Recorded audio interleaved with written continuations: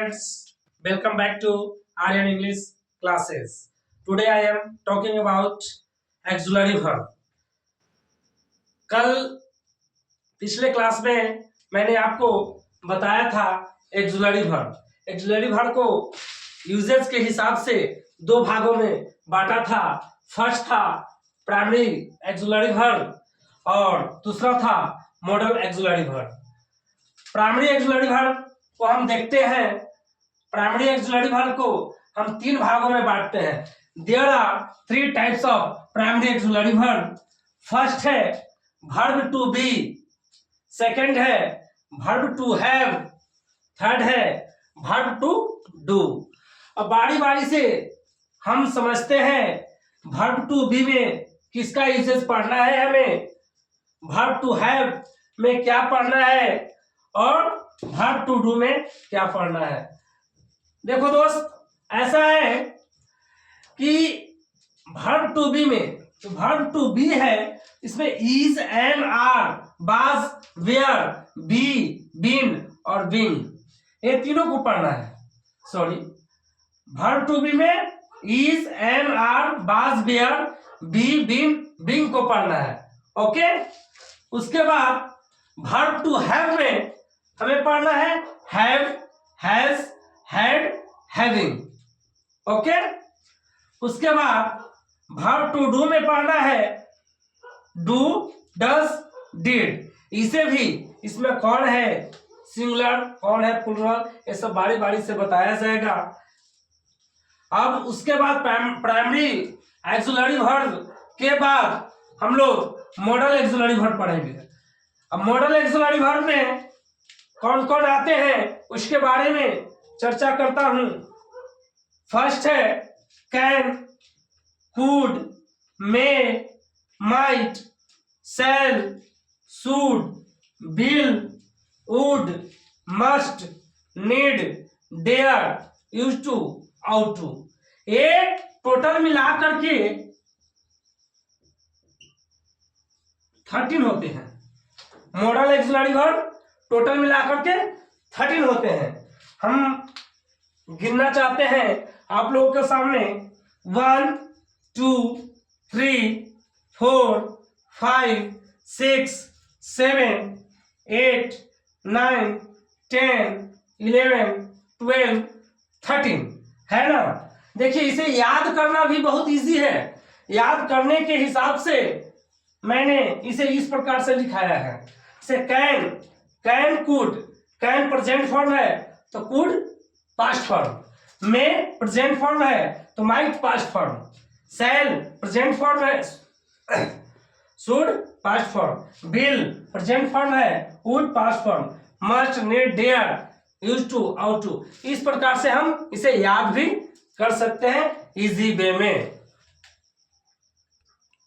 तो देखेंगे हम लोग अब verb to be. Verb to be में यूजेस पढ़ेंगे, है ना. तो बारी बारी से हम लोग यूजेस पढ़ेंगे. सबसे पहले हम लोग पढ़ते हैं use of is, am, are.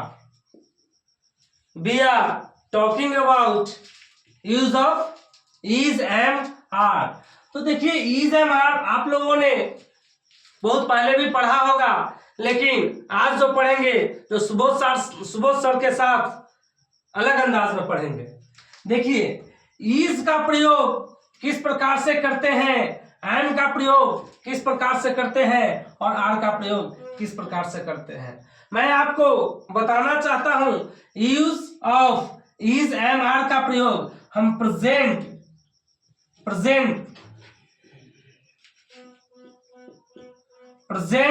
में करते हैं. Use of is, am, are का प्रयोग हम प्रेजेंट में करते हैं. अब देखिए कि इज किसके साथ लगेगा, इज किसके साथ लगेगा, एम किसके साथ लगेगा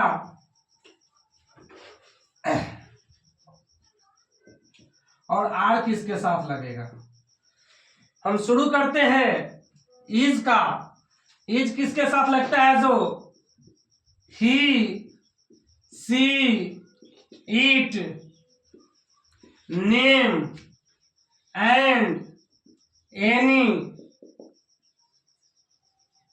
सिंगुलर नाउन के साथ, he, she, it, name and any singular noun के साथ इज का प्रयोग करते हैं। देखिए स्टूडेंट्स, कोई परेशानी हो तो आप कमेंट में बताइएगा। कितनी आसानी से इसका उपयोग कर लेंगे हमें पता भी नहीं चलेगा। क्लियर रूप से हम लोग उपयोग करते जाएंगे। ही, इज का प्रयोग किसके साथ? जब सब्जेक्ट के रूप में ही आ जाएगा तो इज का प्रयोग करेंगे, सी आ जाएगा तो इज का प्रयोग करेंगे, इट आ जाएगा तो इज का प्रयोग करेंगे, और नेम, कोई भी नाम आ जाएगा तो इज का प्रयोग करेंगे। एनी सिंगुलर नाउन मतलब आप लोग पढ़े होंगे और नहीं पढ़े भी होंगे तो मैं बता देता हूं, जिससे एक का बोध हो। सिंगुलर उसी को ना कहते हैं जिससे एक का बोध हो। और नाउन मीन्स संज्ञा, यानी किसी एक व्यक्ति का बोध हो, है ना। व्यक्ति, वस्तु, स्थान, कुछ भी, है ना। तो नाउन का तो डिफिनेशन आप लोग जानते करते हैं। तो सिंगुलर नाउन का यानी एक का बोध हो, उस सभी नाउन के साथ हम इज का प्रयोग करेंगे। अब दूसरा एम बहुत चालाक है, ध्यान दीजिएगा। एम है ना, जो कहता है कि हमको ज्यादा से जरूरत नहीं है, बस और बस आई। एम अकेली ही समझ लेता है। एम है जो अकेली आई के साथ ही आएगा, ये बड़ा इसका फेवरेट है, समझे ना। और आर, अब आर का देखते हैं किसके किसके साथ प्रयोग करते हैं। जो we, you, they and any plural noun. देखे ना, देखें, आर है जो we, you, they and any plural noun. देखिए लंबा चौड़ा भाषा में पढ़ाने की आदत नहीं है कि फर्स्ट पर्सन के सब्जेक्ट के अनुसार सेकंड पर्सन के ऑब्जेक्ट, वो सब काम नहीं करते हैं, है ना। फर्स्ट पर्सन, सेकंड पर्सन, ऐसे एकदम क्लियर रूप से इजी भाषा में आप आइए। इजी भाषा में आपको याद होना चाहिए ना, हमेशा बताते समय यानी बनाते समय याद होना चाहिए, है ना। तो हम देखेंगे यहाँ, सीधे याद करेंगे, we, you, they and any plural noun. कोई झंझट नहीं, पर्सन की आवश्यकता ही नहीं है कि कौन फर्स्ट पर्सन में है, कौन सेकंड पर्सन में है, कौन थर्ड पर्सन में है, इसकी कोई झंझट ही नहीं है। इसके झंझट से हम लोग मुक्त हो जाते हैं और डायरेक्ट हम लोग उपयोग में लेते हैं। तो आप समझ गए ना आज का प्रयोग, we, you, they and any plural noun. ये प्लूरल नाउन समझ रहे हैं ना, एक से अधिक संज्ञा, एक से अधिक संज्ञा, है ना। ओके, आप देखते हैं इसमें कुछ सेंटेंसेस देखेंगे। सेंटेंसेस देखने के लिए सेंटेंसेस देखते हैं एग्जाम्पल के रूप में। मैं हिंदी में एग्जाम्पल लेता हूं, मैं एक किसान हूं। देखिए ये प्रेजेंट में है ना, मैं एक किसान हूं, यानी अभी अभी बात कर रहा है कि मैं एक किसान हूं, ये प्रेजेंट में है। अब इसे हमको बनाना है किसकी सहायता से? तो use of is and are की सहायता से। अब इसमें हमें ये जानकारी लेना होगा कि मैं क्या है, एक क्या है, किसान क्या है, तभी तो बनेगा ना, है कि नहीं। तो सिंपल सी वे में मैं आपको बताया था कि जब सब्जेक्ट आई हो जाए तो यहाँ पर ही देखना है, ये क्या है, मैं क्या है, सब्जेक्ट है, मैं क्या है, सब्जेक्ट है ना, है ना। और किसान क्या है, ऑब्जेक्ट है। किसान क्या है, ऑब्जेक्ट है। अब वर्ब को हमको पता नहीं है, नहीं है, तो वर्ब पता चल जाएगा। कैसे? क्योंकि use of is am are पढ़ रहे हैं, है ना। तो देखिए जब सब्जेक्ट मैं है तो सब्जेक्ट मैं है तो मैं का क्या लिखूंगा, आई लिखेंगे। आई के साथ में फेवरेट ना है, आई का एम है जो पसंदीदा है, ये आई किसी के साथ में नहीं लेता है, बस और बस एम के साथ ही लेता है, तो आई के साथ एम आ जाएगा। ठीक है, एक है ना, एक किसान की संख्या कितना होता है, एक है, तो आई एम ए फार्मर। ठीक है, किसान का फार्मर हो गया। अब देखिए सिंपल वे में सब्जेक्ट मेरा क्या हो गया, आई मेरा सब्जेक्ट हो गया। अब देखिए ये एम क्या हो गया, वर्ब हो गया, और ऑब्जेक्ट कौन हो गया, फार्मर हो गया।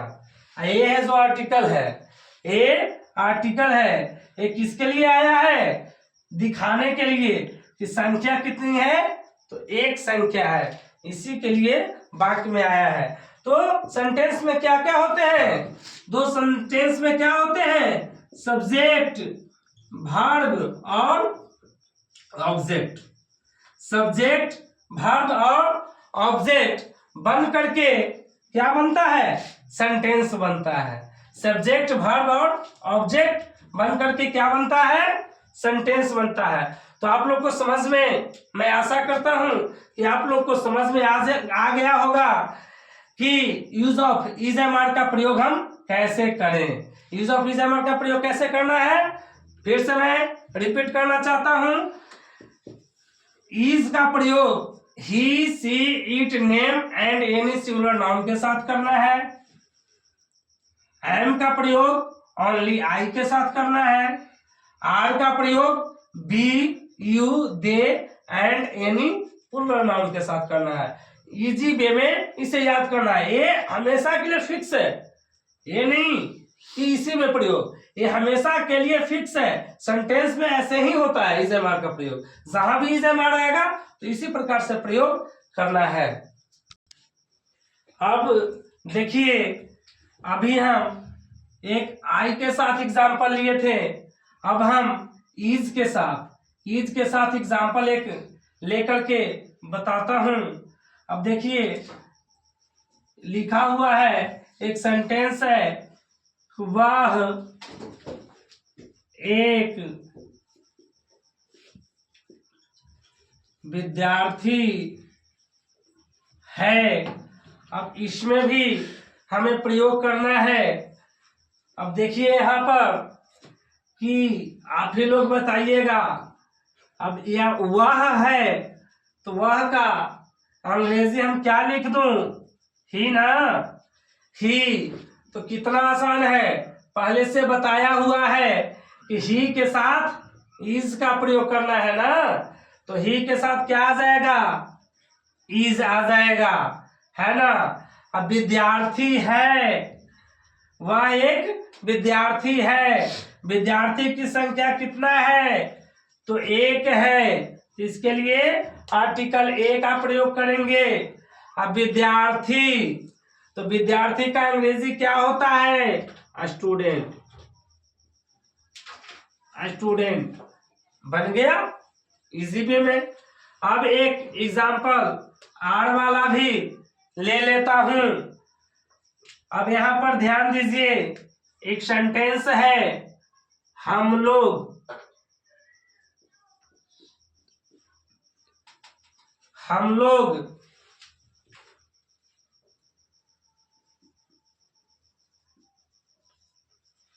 विद्यार्थी है ना। चलिए अब यहां देखिए, हम लोग विद्यार्थी है। अब यहां ध्यान देना है, हम लोग आया है, तो हम लोग का अंग्रेजी क्या होगा, बी होगा ना। अब बी के साथ क्या लगेगा, झंझट है कुछ, सब बताया हुआ है, तो बी के साथ आर। ठीक है, तो हम लोग है, यहाँ पर ही विद्यार्थी भी है ना। तो बताइए आप ही से हम पूछते हैं कि हम लोग है, संख्या एक है या एक से अधिक है ना। तो एक से अधिक यानी विद्यार्थी यहाँ पर एक नहीं है, एक से अधिक है। तो ये सिंगुलर हुआ कि प्लुरल हुआ ना। तो प्लुरल के लिए क्या होता है, स्टूडेंट तो लिखाएगा ही, तो स्टूडेंट का पुनः भी बनाना पड़ेगा ना। हाँ, STUDENTS, इसमें एस लगा दिया जाता है तो प्लूरल बन जाता है। ठीक है, अब देखिए इसमें हम 3 एग्जाम्पल लिखें आपको समझने के लिए, तो वो तो ठीक है, लेकिन सेंटेंस वहीं तक सीमित नहीं रहता है बाबू, सेंटेंस आगे भी बढ़ जाता है। तो इसमें अफर्मेटिव, निगेटिव, इंट्रोगेटिव, इंट्रोनिगेटिव, इस प्रकार से सेंटेंस आते हैं, आप जानते होंगे। तो हम बारी बारी से इसमें देखेंगे किस प्रकार से सेंटेंस को अलग अलग अफर्मेटिव, निगेटिव, इंट्रोगेटिव, इंट्रोनिगेटिव किस प्रकार से बनाया जाता है। हम स्ट्रक्चर के दृष्टिकोण से आपको समझाने की कोशिश करते हैं। अफर्मेटिव में देखते हैं स्ट्रक्चर क्या बन करके आता है। अफर्मेटिव सेंटेंस,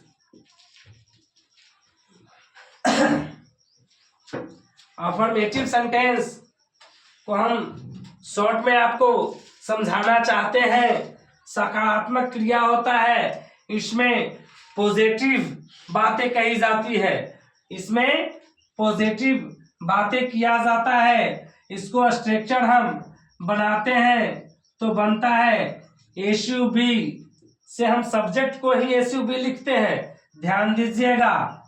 सब्जेक्ट, और हम पढ़ रहे हैं use of, is am are, तो is oblique am oblique are plus object. अब आपको हम पहले बताए थे ना,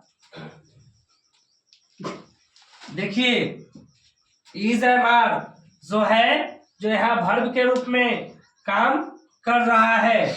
अब देखिए इसमें जो एग्जाम्पल हम लिए थे अभी, वही एग्जाम्पल इसमें सेट करना है, किस प्रकार से होता है वो देखना है। अब देखिए एक एग्जाम्पल हम हिंदी में लेता हूं आपको,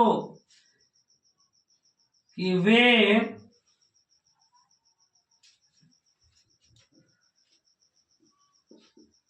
वे लोग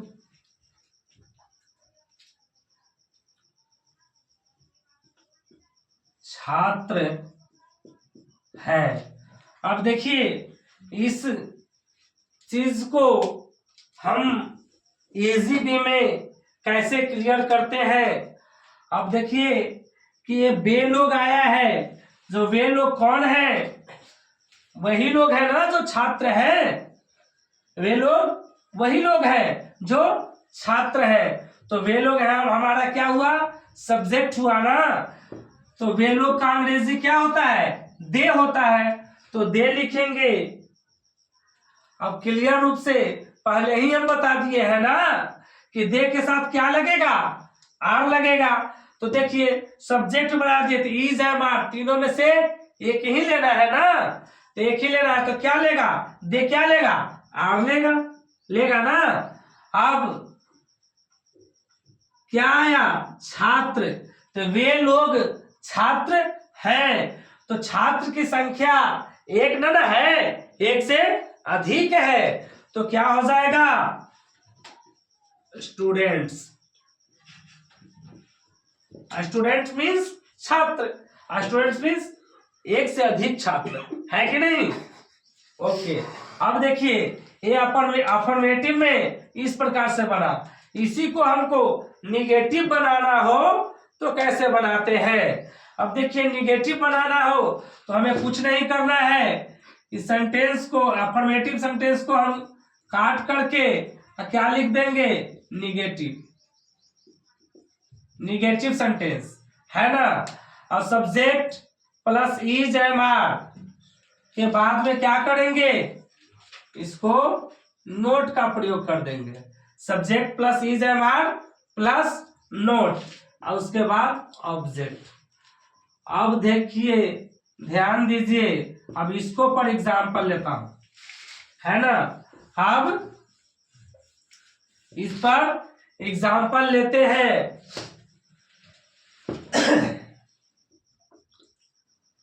आप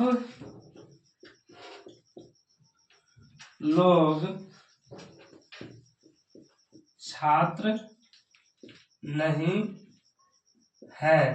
अब यहां ध्यान देना है बाबू, यहां पर क्या कह रहा है, आप लोग छात्र नहीं है, यानी इसमें नकारात्मक बात कर रहा है ना, निगेटिव बात कर रहा है।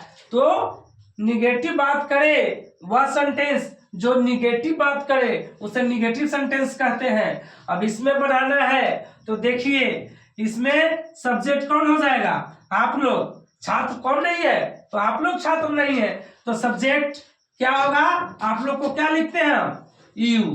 अब पहले वाला ध्यान देना है, यू के साथ क्या लगेगा, इज एम आर है ना, तो यू आया है सब्जेक्ट, तो क्या लगेगा, सिंपल सी बात है, यू तो यहां बतेबे किए है सर, यू के साथ आर एन आएगा, यू के साथ आर का प्रयोग हो गया। अब देखिए नहीं आया है, निगेटिव सेंटेंस है, तो आर के तुरंत बाद हमको क्या प्रयोग करना है, नॉट का प्रयोग करना है, क्योंकि निगेटिव सेंटेंस है। और उसके बाद ऑब्जेक्ट, ऑब्जेक्ट कौन नहीं है, सॉरी ऑब्जेक्ट कौन है, छात्र है ना। छात्र की संख्या एक है या एक से अधिक है, अधिक है, तो आप लोग यानी एक छात्र नहीं है, एक से अधिक है, तो यू आर नॉट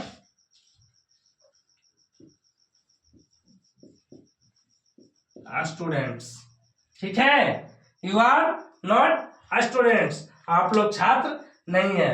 अब इसी को हमें निगेटिव फॉर्म में देखें, इसको हम अब देखते हैं इंट्रोगेटिव फॉर्म।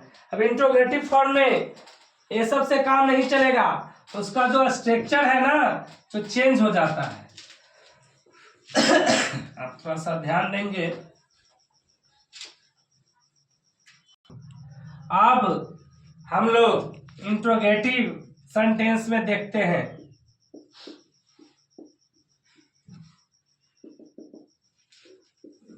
ब्लॉक करो। अब हम लोग इंट्रोगेटिव सेंटेंस की ओर चलते हैं।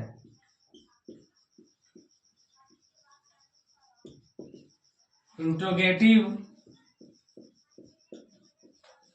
सेंटेंस, अब देखिए इसमें इंट्रोगेटिव सेंटेंस में क्वेश्चन पूछा जाता है, सीधा सीधी इंट्रोगेटिव सेंटेंस में क्वेश्चन होता है। अब क्वेश्चन दो बातें में होती है, एक WH क्वेश्चन होता है और एक यस नो क्वेश्चन होता है। देखिए सेंटेंस के माध्यम से आपको हम समझाने की कोशिश करते हैं। पहले हम स्ट्रक्चर देखेंगे इसका, किस प्रकार से ए आगे बढ़ता है, जो WH word plus is am are plus subject plus object plus question mark. अब ध्यान देना है,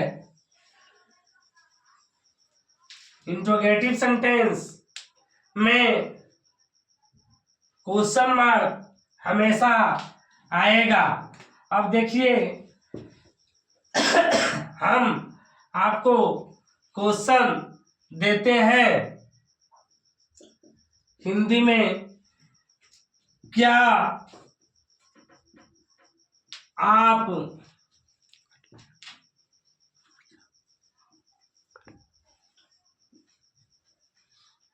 विद्यार्थी हैं। अब इस सेंटेंस को हम अब इस सेंटेंस को हम बनाते हैं, किस प्रकार से ये सेंटेंस बनेगा।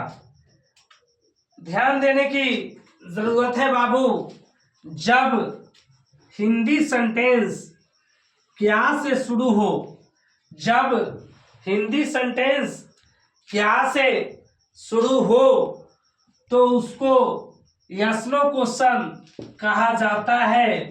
यानी यस नो क्वेश्चन अभी बात कर रहा था ना मैं, यस नो क्वेश्चन यानी वैसा क्वेश्चन जिसका जवाब हाँ और न में दिया जा सके, है ना। यानी क्या आप विद्यार्थी हैं, हम क्वेश्चन आपसे पूछता हूं कि क्या आप विद्यार्थी हैं, तो आप क्या बतलाइएगा, हाँ मैं विद्यार्थी हूं या ना मैं विद्यार्थी नहीं हूं। अब जो रहिएगा वही ना कहिएगा। अब देखिए यस में आए इसका आंसर या नो में आए तो यस नो क्वेश्चन कहा जाता है। तो यस नो क्वेश्चन हमेशा क्या से शुरू होगा, ठीक है ना। अब जब क्या से शुरू होगा तो ये इज एंड आर से इसे बनाना है, यानी हेल्पिंग वर्ब से ही इसे शुरू करना है। ध्यान दीजिएगा। तो आप कहिए कि सर इज एंड आर में किसको लगाएंगे, तो सब्जेक्ट का चुनाव करना है। इज एंड आर में किसको लगाना है, तो सबसे पहले आप सब्जेक्ट का चुनाव कर लीजिएगा मन में। तो देखिए आपका सब्जेक्ट क्या है, यू है ना। आप क्या आप विद्यार्थी हैं, यानी सब्जेक्ट कौन है, यू है। तो यू के साथ क्या बताए थे, आर ना, यू के साथ क्या बताए थे, आर, है ना, इजी। तो आर सबसे पहले हम क्या लिखूंगा, आर। आर सब्जेक्ट मेरा क्या है, आर यू। क्या आप विद्यार्थी हैं, क्लियर है कि एक व्यक्ति है ना वहां, क्लियर है ना कि विद्यार्थी की संख्या एक ही है। Are you a student. अब यहां पर क्वेश्चन मार्क जरूर देंगे, ओके। चलिए तो आप लोग यस नो समझ गए। अब ये जो WH वर्ड यहां दिया हुआ है इसे समझने की कोशिश करते हैं। WH वर्ड क्या है वो क्लियर मैं करता हूं। वैसा वर्ड जो W और H से शुरू होता हो और क्वेश्चन पूछने का काम करता हो, वैसा वर्ड जो W और H से शुरू होता हो और क्वेश्चन पूछने का काम करता हो, उसे हम WH वर्ड कहते हैं। देखिए भाई क्यों, भाई का हिंदी होता है क्यों। देखिए क्यों, वेयर का कहां, हाउ का कैसे, हु का कौन, व्हाट मीन्स क्या। अब ये जितना भी है वो सभी के सभी क्वेश्चन पूछने का काम करता है, इसीलिए WH वर्ड के श्रेणी में रखा गया है। अब यहाँ पर इसको भी एग्जाम्पल के माध्यम से हम समझने की कोशिश करते हैं।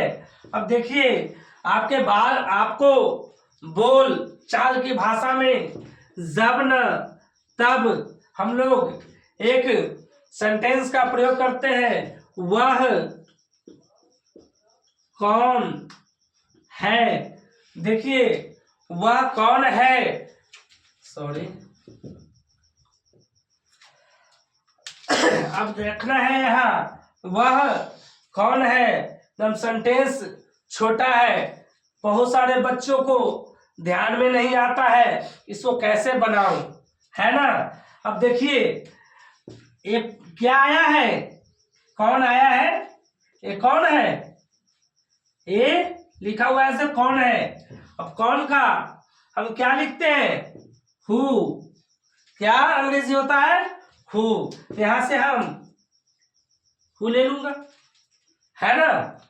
अब हु ले लिया, WH वर्ड है ना, WH वर्ड यानी क्वेश्चन में सबसे पहले किसका प्रयोग करना है, WH वर्ड को प्रयोग करना है। तो WH वर्ड कौन है? कौन है ना। कौन का स्पेलिंग क्या होता है? हु। ले लिया। अब बताइए इज एम आर इसके साथ क्या लगेगा? तो हम सब्जेक्ट का चुनाव करेंगे ना। तो सब्जेक्ट का चुनाव क्या है? सब्जेक्ट मेरा क्या है? वह है ना। तो वह है। अब वह के साथ हम क्या प्रयोग करेंगे? उछल के यहाँ आएंगे, है ना। वह के साथ इज का प्रयोग होता है। ही मीन्स वह होता है, तो ही के साथ इज का प्रयोग करेंगे। तो who is he, question mark दे देंगे। यहाँ ऑब्जेक्ट नहीं था, ऑब्जेक्ट का प्रयोग हम नहीं किए। अब ध्यान देने की बात है, इसमें एक और सेंटेंस आता है निगेटिव वाला। तो सब्जेक्ट के बाद वो निगेटिव लगता है ना। तो हम नेक्स्ट वीडियो में उसे भी ले लूंगा। लेकिन ध्यान देना है स्टूडेंट्स कि WH वर्ड आ रहा है कि नहीं। देखिए क्या शुरू में आएगा तो यस नो क्वेश्चन उसको समझना है और उसे इज एम आर से शुरू करना है। जो क्या के अलावे बाकी आते हैं सेंटेंस में तो सब पहले लगेंगे, है ना। ये भी क्या बीच में आ जाएगा, ये भी क्या बीच में आ जाएगा तो ये आगे आता है। उसे भी हम क्लियर अगले वीडियो में कर दूंगा। धन्यवाद। जय हिंद, जय भारत।